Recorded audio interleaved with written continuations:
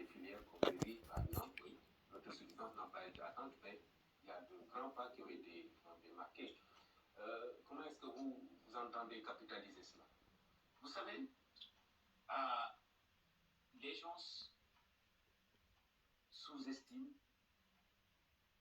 l'importance de la recherche dans des secteurs tels que le secteur du riz. Je viens juste d'une mission en Corée du Sud. Les Coréens font jusqu'à 14 tonnes à l'hectare. Au Sénégal, nous dépassons très difficilement les 5 tonnes à l'hectare. Peut-être faire les réformes nécessaires au niveau de l'ISRA en collaboration avec Africa Rice pour se positionner sur les variétés hybrides ou sur les semences certifiées qui vont à haut rendement. Ça, c'est une chose. Investir sur les infrastructures agricoles pour aménager beaucoup plus d'espace. Je vous donne un petit exemple. Pour être autosuffisant en riz, au-delà de l'optimisation que nous devons faire sur les rendements, sur la réhabilitation des parcelles existantes, nous aurons besoin d'aménager entre 200 000 et 300 000 hectares pour espérer produire les 1,5 million de tonnes de riz dont on a besoin. Et la bonne nouvelle, c'est qu'aujourd'hui, quand on va au sud, sur le bassin d'Anam, et même sur les 5 régions du sud et du sud-est, Ziguinchor, Sédhiou, Kolda, Kédougou et Kolda, il y a pas mal de surfaces cultivables. Il suffit juste de réaménager et faire des bassins de rétention parce que la pluviométrie est relativement importante. Si on va au nord, aujourd'hui, Dagana Podor, Matam, il y a pas mal de surfaces que l'on peut aménager, mais avec des coûts d'aménagement qui varient entre 7 et 10 millions à l'hectare. Donc, le challenge serait de voir comment faire de ces infrastructures agricoles une priorité et aussi de faire de telle sorte que le calendrier culturel soit respecté. Parce qu'aujourd'hui, comme vous voyez, par exemple, je vois cette dernière semaine, je vois pas mal d'attaques des oiseaux dans les zones au nord du Sénégal. Je lance un appel aux agriculteurs, respecter le calendrier culturel. C'est extrêmement important. C'est quoi respecter le calendrier culturel? Vous savez, il y a un moment où il faut préparer les terres, il y a un moment où il faut semer. C'est comme le calendrier éducatif à l'université, à l'école. C'est pas... Mais là aussi, c'est des aléas. Hein. La pluviométrie, on la maîtrise pas. Mais non, bien ça dépend. La bonne nouvelle, c'est qu'aujourd'hui, au nord, il y a pas mal d'infrastructures d'irrigation. Ah, très bien. Au sud aussi, sur le bassin d'Anambé, il y a pas mal de choses que l'on peut faire là-bas.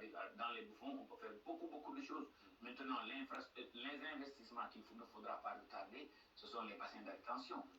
Et maîtriser plus l'irrigation.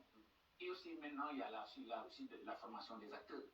Je profite de cette occasion pour remercier les 5 organisations paysannes qui aujourd'hui jouent un rôle clé.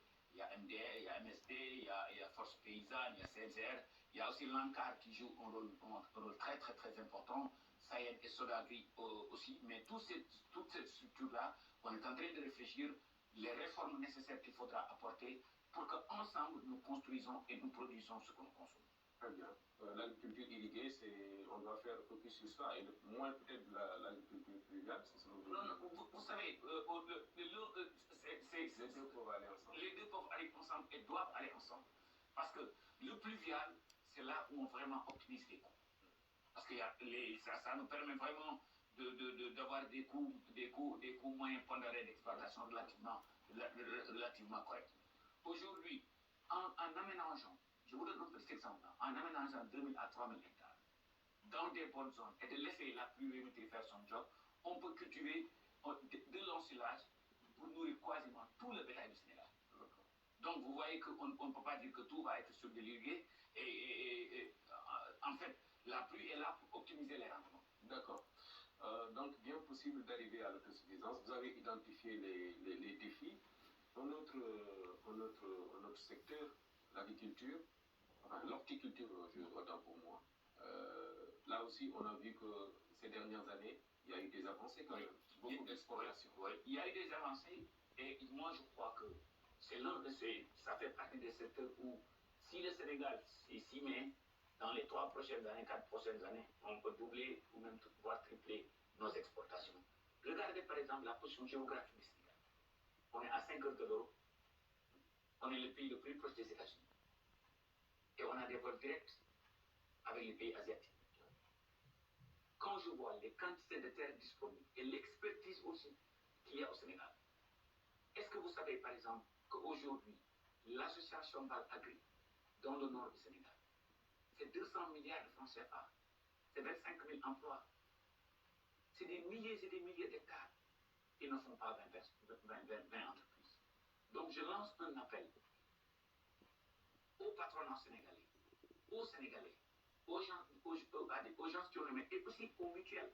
Par exemple, une mutuelle comme la mutuelle de la douane peut être un bon interlocuteur en termes de co-investissement. Oui. Donc je lance un appel à nos amis de la Sonatel, aux mutuelles de la douane, aux banquiers. Venez créer nous des fonds d'investissement dans l'agriculture et je vous donne non seulement ma volonté personnelle, mais la volonté personnelle de tout le gouvernement pour venir investir, et parce que l'État ne peut pas tout faire. Bien sûr. L'État crée des conditions, a-t-on l'habitude de dire. Alors, tout ce que vous venez de dire sur l'agriculture et la sécurité et la souveraineté alimentaire, ce sont des mesures structurelles. Absolument. À ces difficultés qu'on a aujourd'hui en termes de consommation, de coût de la vie.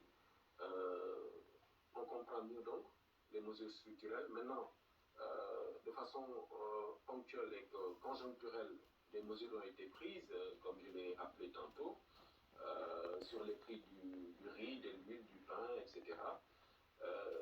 Mesures insignifiantes, disent certains. D'autres pensent que, voilà, c'est la charrue avant les bœufs, puisque le Conseil national de la consommation devrait se réunir avant, etc. Comment est-ce que vous intégrez un peu ces réactions? Vous savez, comme